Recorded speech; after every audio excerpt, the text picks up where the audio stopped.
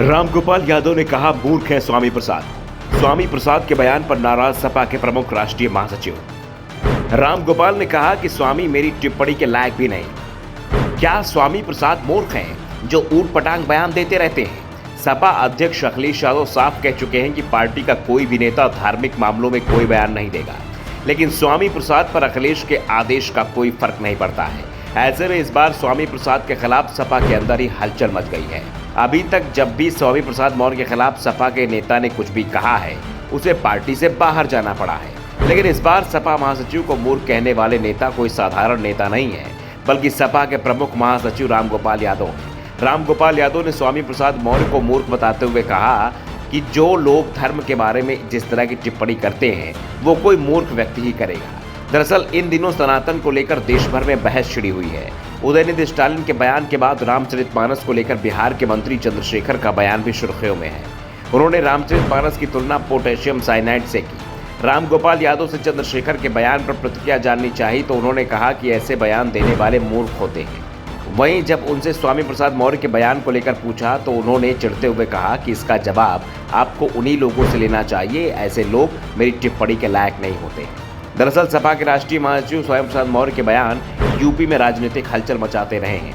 रामायण हो या फिर हिंदू धर्म पर टिप्पणी, स्वामी के बयान सपा के नेताओं को भी परेशान करते रहे हैं। बीजेपी तो स्वामी के बयान के सहारे सपा को हिंदू विरोधी ठहराने में अपनी पूरी ताकत लगाए हुए है। इस बीच अचानक सनातन धर्म को लेकर डीएमके के नेता उदयनिधि के बयान ने इस समय पूरे इंडिया गठबंधन को परेशान कर रखा है। उदयनिधि का बयान पूरे इंडिया गठबंधन के लिए गले की हड्डी बनता जा रहा है।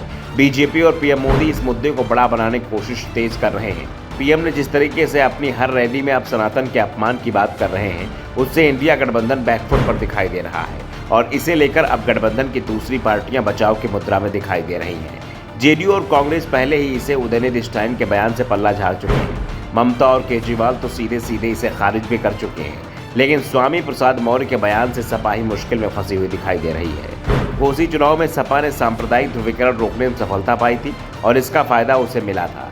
सपा आसानी से घोसी सीट जीत गई, जबकि इससे पहले जिन चुनाव में बीजेपी का सांप्रदायिक कार्ड सफल रहा, बीजेपी वो चुनाव आसानी से जीत गई। ऐसे में सपा की ओर से खुद को सनातन धर्म का समर्थक बताने की कोशिश भी हो रही है। रामगोपाल ने कहा कि मैं खुद सनातनी मानता हूँ, मैं राम कृष्ण और शिव का भक्त हूँ, मैंने भगवान शिव के सभी ज्योतिर्लिंगों के दर्शन किए हैं। सनातन पर रामगोपाल यादव पूरी तरह बचाव की मुद्रा में दिखे हैं और ऐसे में स्वामी प्रसाद मौर्य को लेकर उन्होंने बेहद तीखी टिप्पणी कर दी है। लेकिन सवाल ये उठ रहे हैं कि जब अखिलेश यादव की सीधे सीधे चेतावनी के बावजूद भी स्वामी प्रसाद मौर्य की बयानबाजी बंद नहीं हुई, तो फिर रामगोपाल का बयान क्या स्वामी प्रसाद मौर्य की बयानबाजी को रोक पाएगा? क्योंकि स्वामी प्रसाद मौर्य ज़्यादा समय तक खामोश रहने वाले नेताओं में नहीं है। इससे पहले सुभाषपा चीफ ओपी राजभर ने भी दावा कर प्रदेश की राजनीति में हलचल मचा दी थी कि स्वामी प्रसाद सपा में बीजेपी के एजेंट हैं, वो सपा में बीजेपी के लिए काम कर रहे हैं। स्वामी प्रसाद के बयानों में सबसे ज़्यादा नुकसान सपा को ही हो रहा है और स्वामी प्रसाद मौर्य सपा को समाप्त करने के लिए ही अखिलेश की पार्टी में गए हैं। कुछ ही दिनों में स्वामी प्रसाद का मिशन पूरा हो जाएगा। Bureau report, the such India.